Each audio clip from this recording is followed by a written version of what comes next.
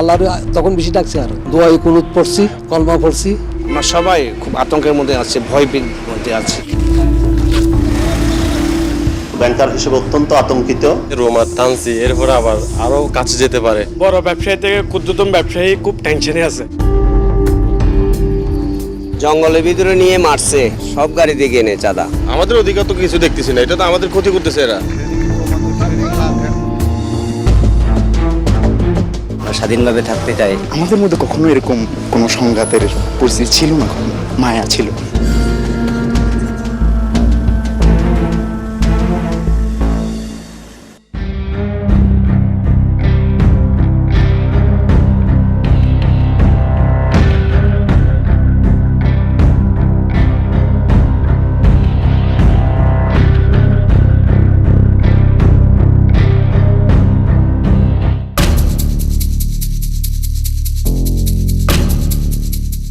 তারা কারা যারা মানুষের মাঝে এ ধরনের আতঙ্ক আর ভয় সৃষ্টি করছে?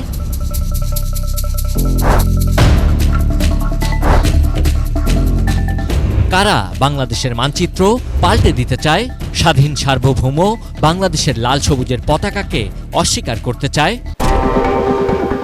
হঠাৎ পাহাড়ে অস্ত্রের ঝনঝনানি, বিনষ্ট পাহাড়ের শান্তিময় সম্প্রীতির পরিবেশ।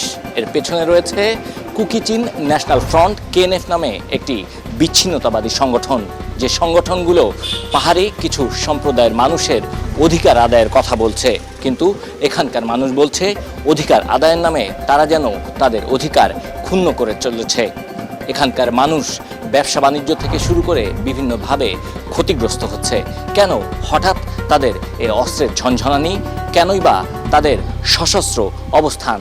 কি বলতে চায় কুকি-চিন ন্যাশনাল ফ্রন্ট? কি বলছে এখানকার প্রশাসন এবং বাংলাদেশ সরকার?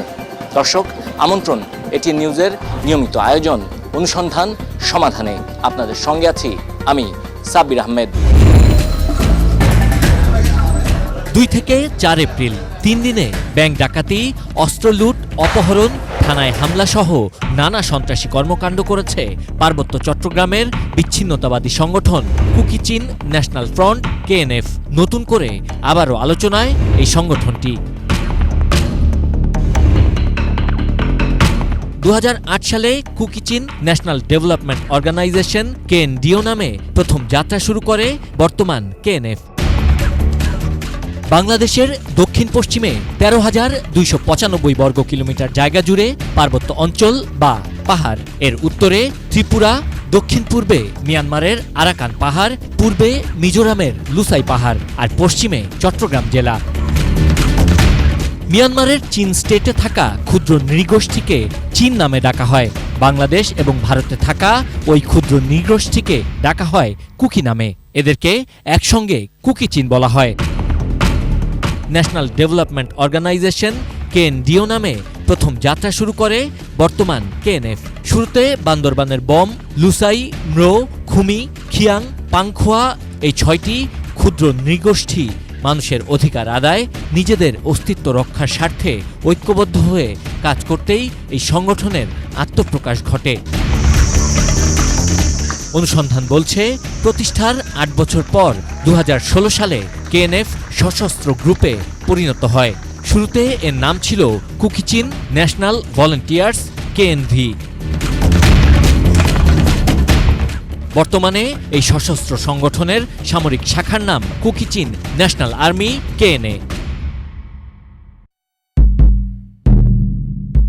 খাগড়াছড়ি, রাঙ্গামাটি ও বান্দরবান জেলার সাজেক, বাঘাইছড়ি, বরকল, জুরাছড়ি, বিলাইছড়ি, রোয়াংছড়ি, রুমা, থানচি, লামা ও আলীকদম উপজেলা এবং ভারতের মিজোরাম, মণিপুরী ও ত্রিপুরার কিছু অংশ নিয়ে একটি মানচিত্র তৈরি করেছে কেএনএফ, যেটাকে গ্রেটার কুকিল্যান্ড বা স্বতন্ত্র রাষ্ট্র হিসেবে চায় তারা। আর এ দাবি আদায়ের পক্ষে কাজ করছে কেএনএফ, যার প্রতিষ্ঠাতা নাথান বম।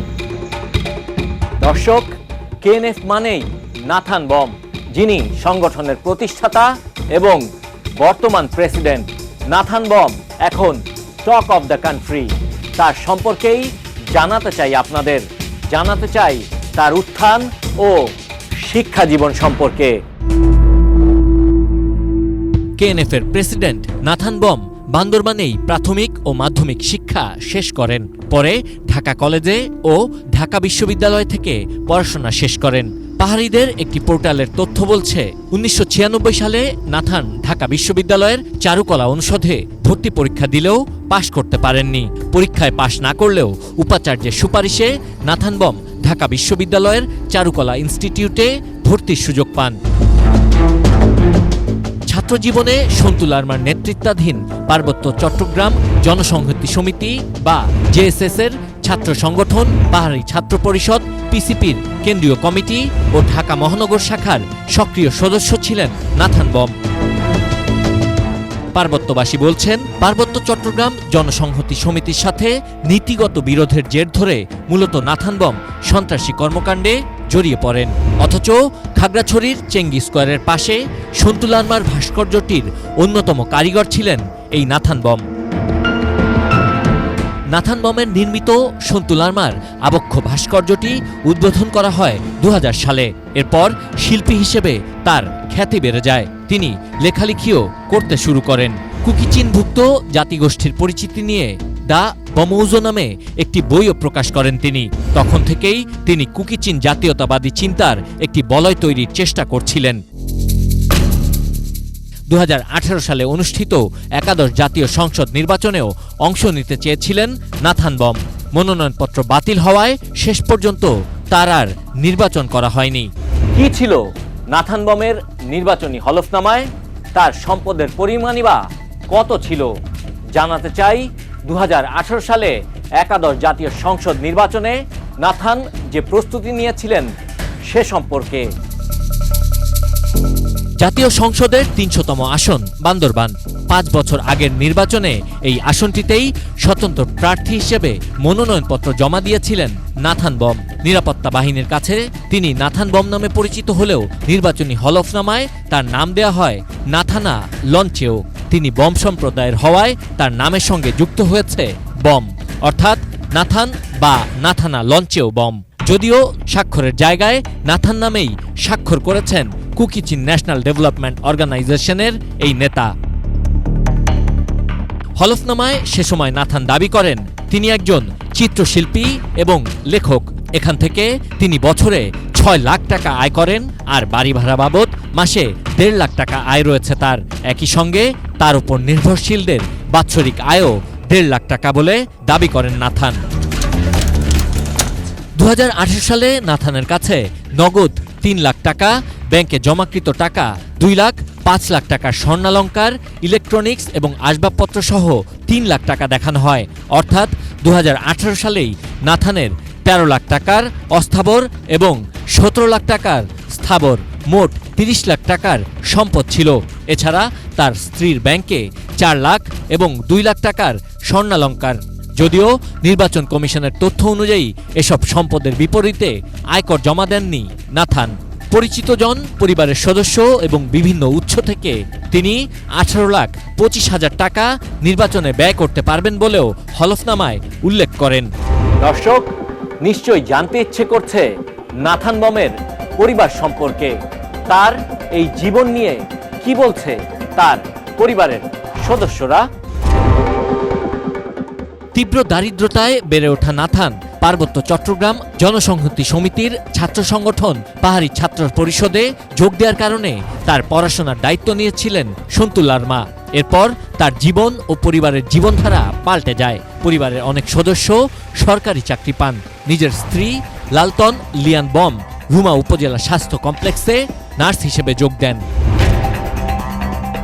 সম্প্রতি কেএনএফের সন্ত্রাসী কর্মকাণ্ডের পর নাথানের স্ত্রী লালতন লিয়ান বমকে রুমা উপজেলা স্বাস্থ্য কমপ্লেক্স থেকে লালমনিরহাটে বদলি করা হয়েছে। 8 এপ্রিল তাকে বদলি করে 9 এপ্রিল লালমনিরহাটে যোগ দেওয়ার কথা বলা হলেও এখনও সেখানে যোগ দেননি তিনি। সিনিয়র স্টাফ নার্স, ওনাকে বদলি দেওয়া হয়েছে লালমনিরহাট 250 শয্যা বিশিষ্ট হাসপাতালে। উনি এখন পর্যন্ত আজ পর্যন্ত জয়েন করেনি এবং আমরা অপেক্ষা করছি, যদি জয়েন না করে আমরা তাড়াতাড়ি অধিদপ্তরে জানিয়ে দেব।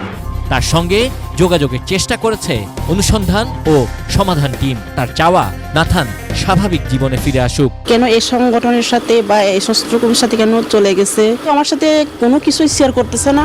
যদিও বিভিন্ন গণমাধ্যমে দেয়া সাক্ষাৎকারে লালটন লিয়ান বম দাবি করেন নাথানের সঙ্গে তার 3 বছর ধরে যোগাযোগ নেই। 2009 সালে বিয়ের পর বেশিরভাগ সময়ই নাথান বিদেশে, বিশেষ করে ইউরোপের বিভিন্ন দেশে থাকতেন, কারণ সেসব দেশে তার প্রদর্শনী হতো। নাথানের এই সন্ত্রাসী কর্মকাণ্ডের জন্য তার চাচাতো ভাই চেউসিন বমকেও সম্প্রতি গ্রেপ্তার করেছে র্যাব। দর্শক, নাথান নিজেই সন্ত্রাসী কর্মকাণ্ডে জড়িয়েছেন বাংলাদেশকে অস্থিতিশীল করতে যে সকল জঙ্গি গোষ্ঠী তৎপরতা চালাচ্ছে তাদের সঙ্গেও। এসব জঙ্গি সংগঠনের সঙ্গে কি সম্পর্ক নাথান বমের, জানাতে চাই আপনাদের।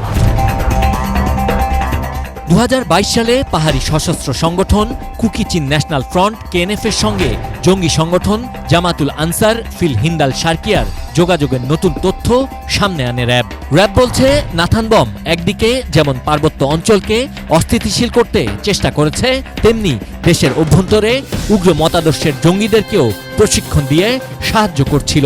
বাংলাদেশের অভ্যন্তরে অর্থাৎ দেশের বিভিন্ন স্থানে নাশকতা বা সহিংসতা বা বিভিন্ন ধরনের বিস্ফোরণের মাধ্যমে নিজেদের অস্তিত্ব জানান দেয়া, সেই কার্যক্রমটিও কিন্তু এই জঙ্গি সংগঠনের মধ্যে বিদ্যমান ছিল। এবং KNF এর মধ্যে যে বিষয়টি বিদ্যমান ছিল যে তারা এদেরকে প্রশিক্ষিত করবে, একইভাবে তারা যখন পার্বত্য চট্টগ্রামে এদের সাথে অবস্থান করছিল তাদের শক্তি সামর্থ্য অনেকাংশে বৃদ্ধি পেয়েছে। জামাতুল আনসারের কথিত আমির আনিসুর রহমান মাহমুদ ও উপদেষ্টা শামীম মাহফুজকে গ্রেপ্তারের পর নাথান বমের সঙ্গে তাদের নিয়মিত যোগাযোগের তথ্য জানায় র্যাব। কুকি চিনের নাথান বম তিনি নিজে ঢাকায় বেশ কিছুদিন অবস্থান করেছিলেন। এই জঙ্গি সংগঠনের যারা সিনিয়র সদস্য, আমির থেকে যারা সিনিয়র সদস্য আছেন তাদের সাথে বিভিন্ন সময় বসেছেন, প্রশিক্ষণ কিভাবে হবে, কার্যক্রম কিভাবে হবে এরকম পরিকল্পনা করেছেন, টাকা কিভাবে আসবে। জামাতুল আনসারের প্রশিক্ষণের ব্যাপারে যখন দুর্গম পাহাড়ে জায়গা খোঁজা হচ্ছিল তখন শামীম মাহফুজ জানতে পারেন তার বন্ধুই KNF এর প্রধান। জঙ্গি সংগঠন তৈরি করে পাহাড়ি অঞ্চলের প্রশিক্ষণ ক্যাম্প তৈরি করার সুযোগ খুঁজতে থাকে এবং সেই সুযোগের সে এক পর্যায়ে জানতে পারে এরকম কুকি চিন নামে একটি সংগঠন আছে এবং সেই সংগঠনটির প্রধান হচ্ছে নাথান বম।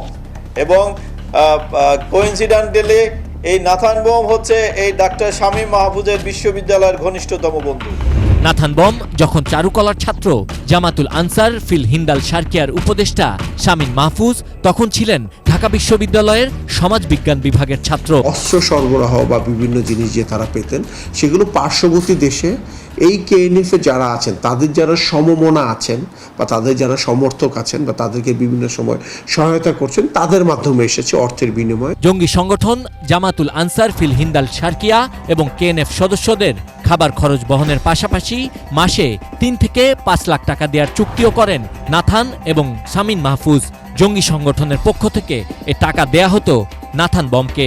দর্শক, এই ছিল KNF এর প্রতিষ্ঠাতা ও প্রেসিডেন্ট নাথান লঞ্চেও বমের আদ্যপান্ত। নিশ্চয়ই জানতে ইচ্ছে করছে কোথায় আছেন নাথান বম।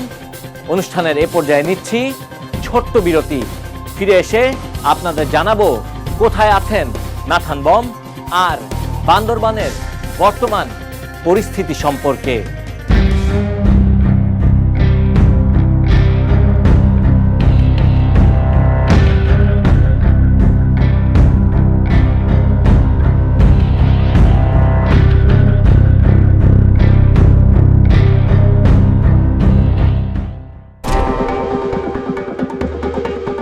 এপ্রিল রাত 8:20 রুমা বাজারের পাশে সোনালী ব্যাংকের শাখায় ঢোকে একদল সশস্ত্র সন্ত্রাসী।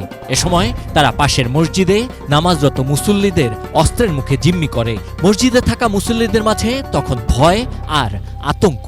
আজই বুঝি তাদের জীবনের শেষ দিন। ভয়াবহ সে রাতের কথা মনে হলে এখনো আটকে ওঠেন ভুক্তভোগীরা। তৃতীয় রাকাতের জন্য যখন দাঁড়াইছি তখন ওই যে সশস্ত্র অস্ত্র লই পোশাকধারী কিছু লোক আমাদের মসজিদে ঢুকছে। একজন পুলিশের মারতে মারতে মসজিদের ভিতরে নিয়ে এসে আনিয়ে বলছে ম্যানেজারকে দেখা দি। তখন উনি ম্যানেজারকে দেখা দিয়েছে, ম্যানেজার ওটাই নিয়ে গেছে। সেই রাতে পাশে থাকা পুলিশ সদস্যদের 2টি SMG, 60 রাউন্ড গুলি এবং 8টি চায়না রাইফেল ও 320 রাউন্ড গুলি লুট করে তারা। একই সঙ্গে আনসার সদস্যদের ব্যারাক থেকে 4টি শটগান ও 35 রাউন্ড গুলিও লুট করে নিয়ে যায় কেএনএফ সন্ত্রাসীরা। পরদিন 3 এপ্রিল থানচি উপজেলায় সোনালী ব্যাংক ও কৃষি ব্যাংকের শাখায় আবারও সশস্ত্র হামলা চালায় কেএনএফ। তাদের প্রত্যেকের হাতেই ছিল অস্ত্র, পরনে কুকিচিন আর্মির পোশাক আর কাঁধে ব্যাগ। ম্যানেজারকে জিম্মি করে ব্যাংকের ভল্ট ভাঙারও চেষ্টা করে কেএনএফ সদস্যরা। ব্যাংকে আধ ঘন্টারও বেশি সময় তাণ্ডব চালায় অস্ত্রধারী এই সন্ত্রাসীরা। ব্যাংকে থাকা সিসি ক্যামেরাও ভেঙে ফেলে তারা। ওই দিন থানচিতে বাজার বাদ ছিল, অনেক লোক সমাগম ছিল। এইভাবে যদি লুটেরারা লুট করে নিয়ে যেতে পারে তো সেই দেশে আমরা কিন্তু ব্যাংকার হিসেবে অত্যন্ত আতঙ্কিত। দিনে দুপুরে অস্ত্রের মুখে জিম্মি করে ব্যাংক থেকে প্রায় 18 লাখ টাকা লুট করে নিয়ে যায় কেএনএফের সন্ত্রাসীরা, যা প্রশাসনের জন্য ছিল একটি বড় ধাক্কা। ব্যাংক লুটের পুরো সময়ে কোনো বাধার মুখে পড়তে হয়নি এই সন্ত্রাসী গোষ্ঠীকে, যদিও ব্যাংকের পাশেই ছিল বিজিবি ক্যাম্প আর পাহাড়ের ওপরেই থানচি থানা।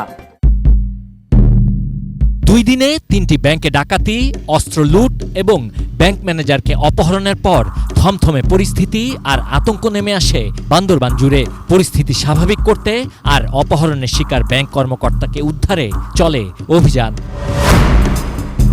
বন্ধ করে দেয়া হয় সোনালী ব্যাংকের 3 উপজেলার ব্যাংকিং কার্যক্রম। 4 এপ্রিল সন্ধ্যায় ব্যাংক ম্যানেজার নিজামুদ্দিনকে সুস্থ অবস্থায় উদ্ধার করে র্যাব। কিন্তু এর মাঝেই 4 এপ্রিল রাতে আবারও থানচি থানায় হামলা চালায় কেএনএফের সশস্ত্র সন্ত্রাসীরা। পুলিশ এবং অন্যান্য বাহিনী পাল্টা গুলি চালায়। ওই রাতে প্রায় 500 রাউন্ড গোলাগুলি হয়। থেমে থেমে গুলি বিনিময় হচ্ছে, মূলত থানচি থানার উপরে ফায়ারটা করেছে। জনগণের নিরাপত্তার স্বার্থে, সরকারি সম্পত্তি রক্ষার স্বার্থে আমরা তাদেরকে প্রতিহত করি, আমরা গুলি করি। গোলাগুলি থেকে বাঁচতে স্থানীয় মানুষ ঘরবাড়ি ছেড়ে বিভিন্ন পাহাড় ও জঙ্গলে আশ্রয় নেয়। টানা 1 ঘন্টা ফায়ার চলে, 9:30 পর্যন্ত ফায়ার চলে। আমরা সবাই লোকে আসছিলাম এবং পালাতে যাই আমার হাতে ব্যথা হয়েছে, নালায় পড়ে গেছিলাম। সাইড জঙ্গলে আমরা সবাই পাড়াবাসী এক জায়গায় আশ্রয় নিয়েছি আর কি। সবাই দূরতেছে, আমিও এখানে ছিলাম, তাড়াতাড়ি এগুলো ফেলে চলে আসছি। পাবলিকে খুব আতঙ্কের মধ্যে আসছে।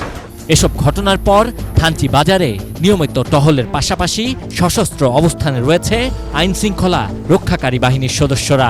প্রচুর পরিমাণ গোলাগুলি, বৃষ্টির মতো আমরা এখন রাত্রে ঘুমাইতে পারি না। আমাদের তো অধিকার পূর্ণ করতেছে আমার মনে হয় এটা, কারণ তারা ব্যাংক কেন ডাকাতি করবে, তাদের জন্য আমাদের তো ভয়ে থাকতে হয়। কুকিচিন ন্যাশনাল ফ্রন্ট কেএনএফের দাবি, শান্তি আলোচনায় সরকারের সঙ্গে তাদের যেসব বিষয় নিয়ে চুক্তি হয়েছিল সেসব বিষয় মানেনি প্রশাসন। তাই তারা অস্ত্র নিয়ে এ ধরনের বিধ্বংসী রূপে আবির্ভূত হয়েছেন। অন্যদিকে প্রশাসন বলছে পাহাড়ের শান্তি ফেরাতে তাদের উপর নেওয়া হবে কঠোর ব্যবস্থা। তাহলে আদৌ পাহাড়ে কি শান্তি ফিরবে? পাহাড়ে শান্তি বজায় রাখতে এবং কেএনএফের যৌক্তিক দাবি পূরণে সংগঠনের নেতাদের সঙ্গে 2 দফা শান্তি আলোচনা ও বৈঠক করেছে বান্দরবানের প্রশাসন। অনেকটা উৎসব মুখর পরিবেশে অনুষ্ঠিত হয় এসব শান্তি আলোচনা। সবশেষ 5 মার্চ এক বৈঠকে পাহাড়ে সম্প্রীতির পরিবেশ বজায় রাখার ব্যাপারে নানা বিষয় উঠে আসে। চলতি মাসের 22 এপ্রিল আবারও বৈঠক হওয়ার কথা ছিল, কিন্তু এই বৈঠকের আগেই বিশ্বাস ভঙ্গ করে সন্ত্রাসী কর্মকাণ্ড চালিয়ে পাহাড়ে এক অস্থিতিশীল নৈরাজ্যকর পরিস্থিতি সৃষ্টি করে কেএনএফ।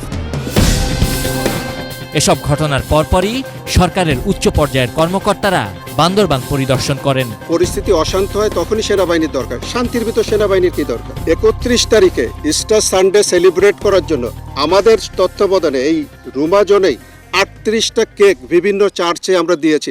31 তারিখে বেথেলপাড়ার ভিতরে যে আমরা দিয়ে আসলাম, ওয়ারাস 2 তারিখে এই ঘটনা। আপনি বন্ধুত্ব সব কিছু ঠিক আছে, ভিতরে আপনি কিছু করলে মানুষের মনের ভিতরে তো ঢোকা যায় না, যেটা সবাই এগুলোতে জড়ি না। কিছু শান্তি চাই, কিছু আছে যারা চাচ্ছে না, তা সেগুলোকে এলিমিনেট করা হবে। গোলাগুলি, ব্যাংক ডাকাতি, অস্ত্র লুটের এসব ঘটনায় চরমভাবে ক্ষতিগ্রস্ত হয়েছেন বান্দরবানে পর্যটনের ওপর নির্ভরশীল মানুষেরা। তারা বলছেন, অধিকার আদায়ের কথা বললেও সাধারণ মানুষের অধিকার ক্ষুণ্ণ করেছে কুকিচিন। মালিকরে দিতে পারতেছি না টাকা, আর আমাদের খরচার টাকাও পাচ্ছি না। এদের কারণে তো আর রুমা থানচির দিকে ভাড়া নিয়ে যাওয়া যাচ্ছে না। আজকে প্রায় 3 বছর ধরে মানে কুকিচিনের এই সমস্যার কারণে এই সমস্যা আমাদের এখানে। একমাত্র সমস্যা হচ্ছে কুকিচিন। আমাদের অধিকার তো কিছু দেখতেছি না, এটা তো আমাদের ক্ষতি করতেছে এরা। আমাদের বান্ধবন যদি পর্যটক না আসলে আমরা কিভাবে চলবো?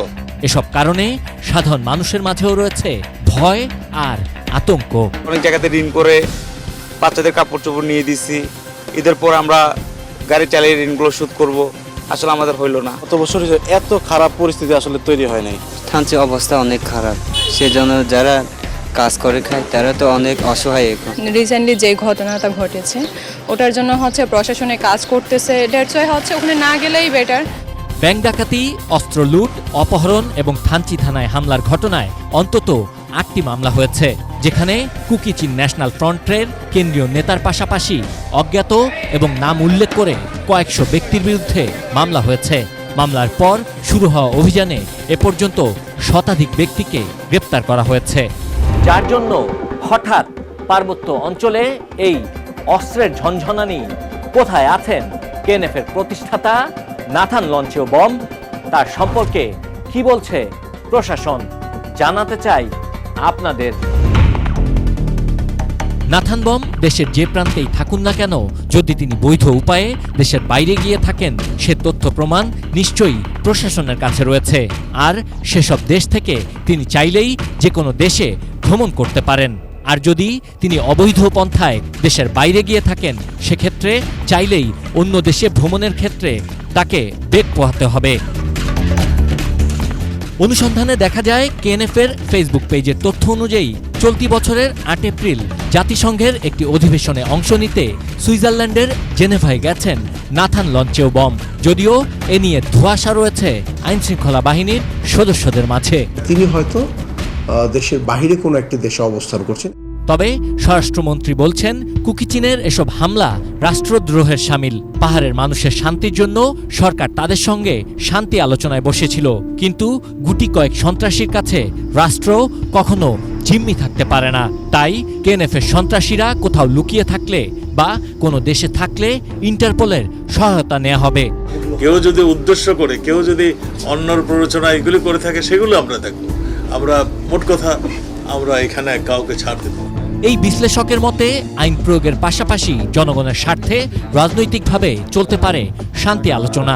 কুকিচিনের যে অংশটা মায়ানমারের যে যারা সংগ্রামে লিপ্ত আছে তাদের সাথে আমাদের একটা ইনফর্মাল যোগাযোগ করা উচিত, যে তোমরা ওখানে করো, তোমাদের আমাদের নৈতিক সমর্থন আছে, সামরিক জান্তার বিরুদ্ধেও আমরা আছি, কিন্তু আমাদের এখানে তোমরা ডিস্টার্ব করো না। এদেরকে কোনো ধরনের অস্ত্রশস্ত্র দেওয়ার ইয়ে নয়, তবে এদেরকে আমরা আমাদের বাংলাদেশের অভ্যন্তরের রাজনৈতিক সমাধান আমরা করব, এই ধরনের একটা অ্যাসুরেন্স দেওয়া উচিত। স্বরাষ্ট্রমন্ত্রীর মতো সংশ্লিষ্টরা মনে করেন এই সরকার জনগণের সরকার, তাই জনগণের স্বার্থে প্রয়োজনে আবারও কেএনএফের সঙ্গে আলোচনা হতে পারে। তাদেরকে একেবারে দমন পীড়নের মধ্য দিয়ে কিছু করা হবে সেটা নয়, কথা তো অবৈধ অস্ত্র এখানে কোনোভাবে অ্যালাউ করা যাবে না। ওরা তো আলোচনা ভঙ্গ করলো, এখন যদি চাই দেয়, এটা তো অবশ্যই বিবেচ্য বিষয়। নদী, পাহাড়ি ঝিরি আর সবুজে ঘেরা শান্ত এই পাহাড়ে এখন অশান্তি আর ভীতি দানা বাঁধছে, যার অন্যতম কারণ কুকিচিন ন্যাশনাল ফ্রন্ট কেএনএফের বিচ্ছিন্নতাবাদী সন্ত্রাসী গোষ্ঠী। পর্যটন নির্ভর বান্দরবানের মানুষ দ্রুতই এই সমস্যার সমাধান চান এই সংকট কেটে যাক, পাহাড়ে আসুক শান্তির সুবাতাস আর বন্ধ হোক অস্ত্রের ঝনঝনানি, সেই প্রত্যাশা আমাদেরও। শেষ করছি অনুসন্ধান সমাধানের এবারের পর্ব।